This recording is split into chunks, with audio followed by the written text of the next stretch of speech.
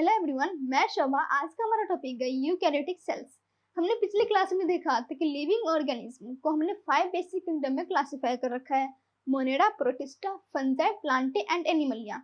तो उसमें से जो मोनेडा थे उनके पास होती है प्रोकैरियोटिक सेल्स, और बचे हुए 4 kingdom Protista, Fungi, Plantae and Animalia, उनके पास होती है यूकैरियोटिक सेल्स। प्रोटिस्टा,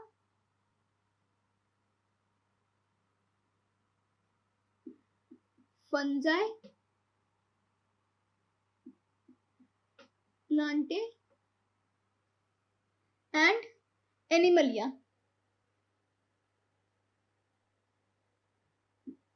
इन सब के पास होती है यूकैरियोटिक सेल्स। अब यहाँ पर यू का मतलब होती है ट्रू और कैरियोटिक का मतलब होता है न्यूक्लियस। मतलब जिनके पास ट्रू न्यूक्लियस हो उनको बोलते हैं हम यूकैरियोटिक सेल्स, यानी कि वेल डिफाइंड न्यूक्लियस। उनके बाहर एक कवरिंग होती है न्यूक्लियर मेम्ब्रेन, उनके साथ हो उसको बोलते हैं हम यूकैरियोटिक सेल्स। तो यूकैरियोटिक सेल्स के पास होती है well defined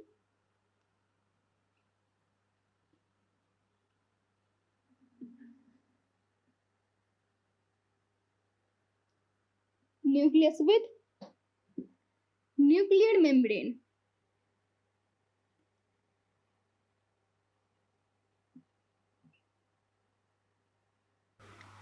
well defined nucleus with nuclear membrane. अब यहाँ पर न्यूक्लियर मेम्ब्रेन होती है जो न्यूक्लियस के बाहर से कवर करती है। अब यूकैरियोटिक सेल्स में भी सारे सेल्स सेम नहीं होते हैं। जैसे प्लांट सेल हो गया और एनिमल सेल्स। तो एनिमल सेल्स के पास होती है सेंट्रियोल, और ये सेंट्रियोल एब्सेंट होती है प्लांट सेल में।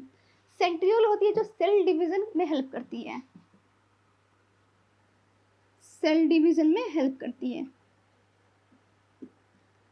और ये सेंट्रियोल एब्सेंट होती है प्लांट सेल में। मतलब कि जो नंबर ऑफ सेल यानी कि सेल ऑर्गेनेल्स है उसमें डिफरेंस होते हैं, किसी में ज़्यादा होता है किसी में कम होते हैं।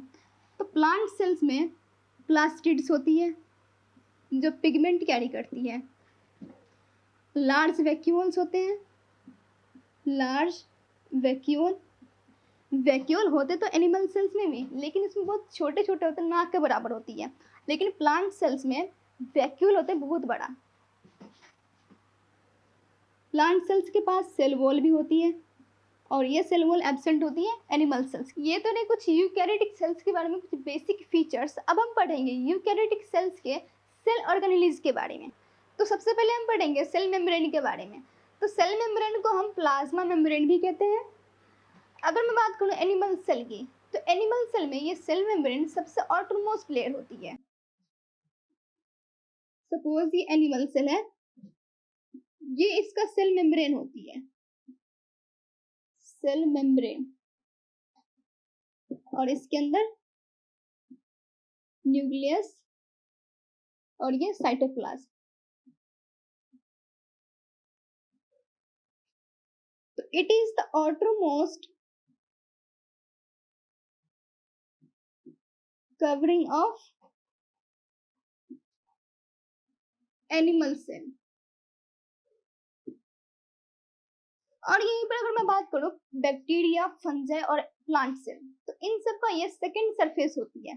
फर्स्ट सरफेस होती है सेल वॉल। सपोज ये कोई प्लांट सेल है, तो सबसे बाहर वाली लेयर होती है उसकी सेल वॉल, और इसके अंदर वाली होती है प्लाज्मा मेम्ब्रेन या फिर cell membrane.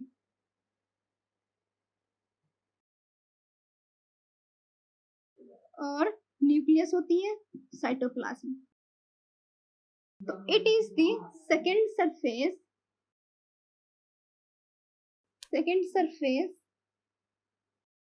of plant, bacteria and fungi।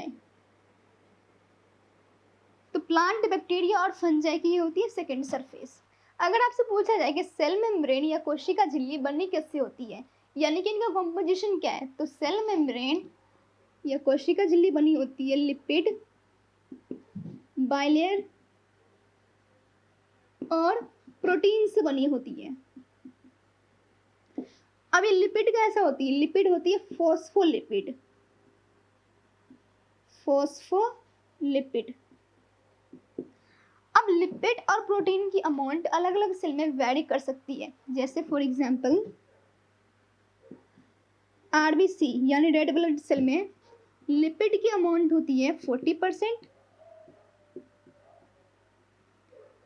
और प्रोटीन की अमाउंट होती है 52%।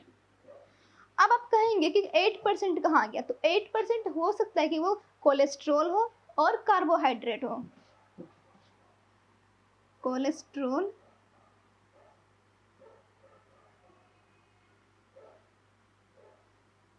कार्बोहाइड्रेट बचे हुए 8% हो सकते हैं।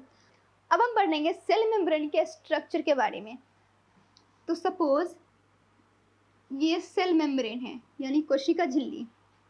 अब यहाँ पे क्या होती है? लिपिड की हेड लगी होती है, ये हेड और ये tail, head tail, head tell.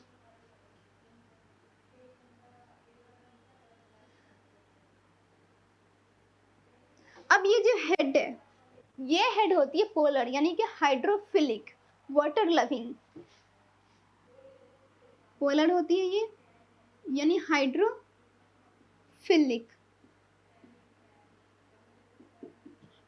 और ये जो लिपिड की टेल है ये होती है नॉन पोलर यानी कि हाइड्रोफोबिक। फोबिक मतलब किसी चीज से डर लगना, वाटर हेटिंग, हाइड्रोफोबिक।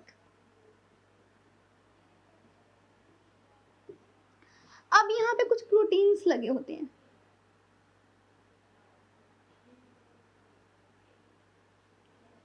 प्रोटीन्स लगे होते हैं। प्रोटीन साइड में भी हो सकता है और अंदर भी हो सकता है। तो प्रोटीन दो तरह के होते हैं। जो प्रोटीन अंदर से एम्बेडेड है वो होती है इंटीग्रल प्रोटीन, और जो प्रोटीन साइड में लगी होती है अंदर या बाहर वो उनको बोलते हैं हम पेरिफेरल प्रोटीन। तो ये क्या है जो अंदर से एम्बेडेड है? Integral protein, integral protein. और जो बाहर से लगी हुई है ये हमारा पेरिफेरल प्रोटीन।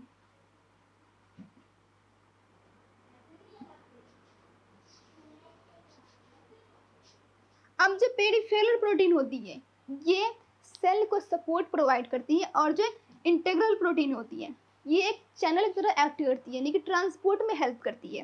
अब यहाँ पे क्या होती है? कार्बोहाइड्रेट की चेन होती है, कार्बोहाइड्रेट की चेन होती है। तो जो कार्बोहाइड्रेट प्रोटीन से अटैच होती है उसको बोलते हैं ग्लाइकोप्रोटीन, और जो कार्बोहाइड्रेट लिपिड से अटैच होती है उसको बोलते हैं हम ग्लाइकोलिपिड। तो ये कौन सी है? ग्लाइकोलिपिड, क्योंकि ये लिपिड से अटैच है। और ये है ग्लाइकोप्रोटीन।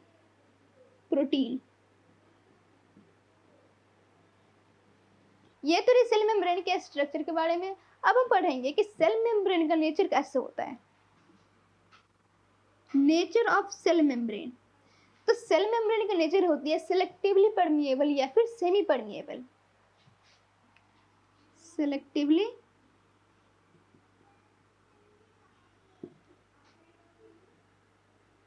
परमिएबल या फिर सेमी परमिएबल।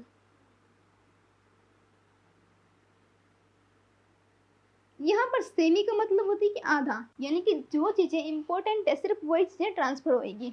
सपोज एक सेल है और ये दूसरी सेल है, तो इस सेल में से जो चीजें ट्रांसफर होनी है इस सेल में, तो सिर्फ वही चीजें ट्रांसफर होगी जो इंपॉर्टेंट होएगी, यानी कि सिलेक्टेड चीजें ट्रांसफर होएगी।